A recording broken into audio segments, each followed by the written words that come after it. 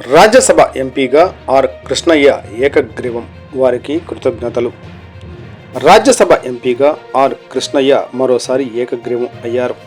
శుక్రవారం returning officer నుంచి నియామక పత్రం అందుకున్నారు.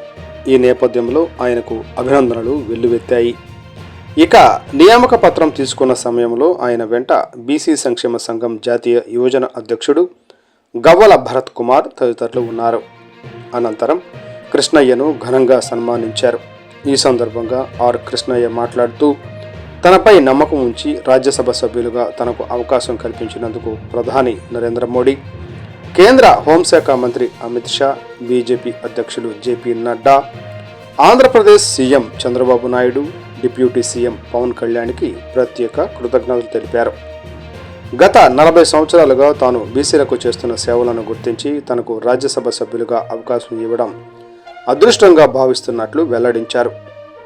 పార్లమెంట్లో బీసీ బిల్లు పెట్టి బీసీలకు 50% రాజకీయ రిజర్వేషన్లు సాధించడమే లక్ష్యంగా ఉద్యమం నేడు కీలక దశకు చేరుకున్నదని వివరించారు. దేశ ప్రధాని మోడీ పార్లమెంటులో బీసీ బిల్లుకు అనుకూలంగా ఉన్నారని వివరించారు.